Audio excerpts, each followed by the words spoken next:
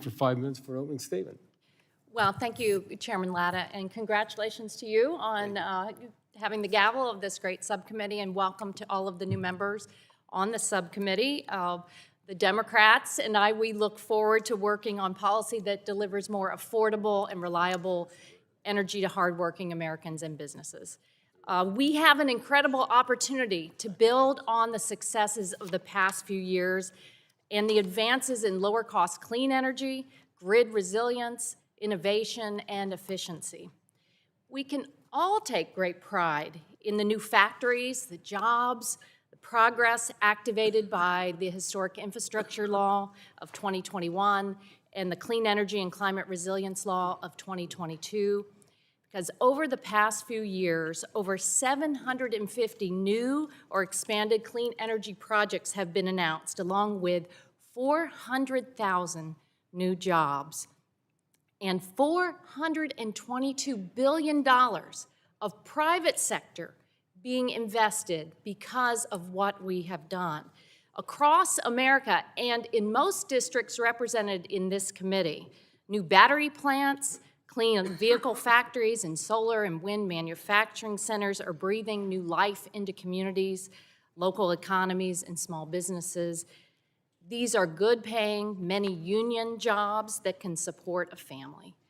That's why the early actions of the Trump administration are cause for concern, including the firing of the Department of Energy Inspector General, who is responsible for rooting out waste, fraud, and abuse.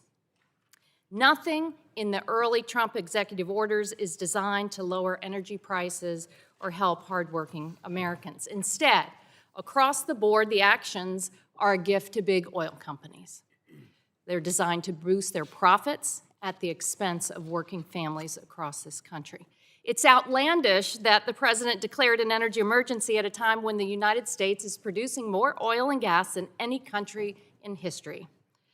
America is the second largest producer of wind energy and a top 5 producer in solar energy. We lead the world in nuclear energy and biofuel production. America is a dominant energy superpower.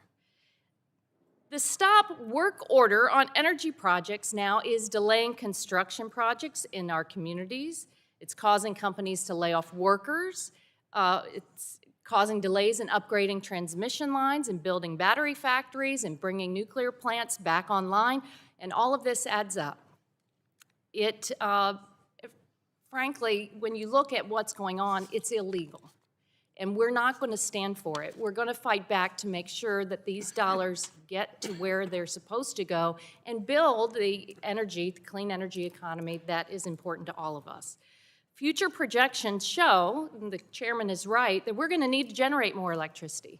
But the president's prescription for the so-called emergency is to unnecessarily complicate energy projects and to ban lower-cost renewable energy sources like wind and solar.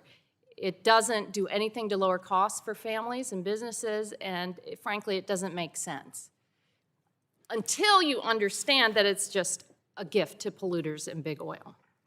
We are in the grips of a real emergency, however, and that's the heating climate, which is leading to higher bills, stronger hurricanes, extreme heat, more destructive floods and wildfires, and if we don't reduce climate pollution, the cost of these catastrophes will continue to grow while our neighbors back home struggle to rebuild their homes, to afford their air conditioning bills, to afford property insurance. The climate stresses are not just about the weather, they're about our wallets. And another red flag in the president's early executive orders that will hit consumers with higher energy bills is his call to expand liquefied natural gas exports, because studies show that increasing LNG exports will raise energy prices for American families. Exporting gas outside America raises cost on small businesses and industries that rely heavily on it. Plus, China is the single biggest LNG importer in the entire world. The least we could do would be to ensure that our LNG exports are not subsidizing China's industrial build-out at the cost of higher domestic gas prices for Americans. We're in a great competition with China on electric vehicles. They want to put our automakers out of business, and the president and the Republicans should not help them. Competitors like China are eager for President Trump to kill America's clean energy economy so they can dominate the global market instead. And while you can see we're going to have plenty to debate here, but I also see a lot of room for bipartisan common ground. Chair Latta is interested in strengthening the aging electric grid, as am I, and many members are interested in the next generation of nuclear power, critical minerals, and battery recycling. And I know together we can ensure that Americans are energy secure and encourage innovation. That is the hallmark of America. Thank you, Mr. Chairman. I yield back. Thank you very much. Gentlelady yields back, and the chair now recognizes the chair of the full committee, the gentleman from Kentucky.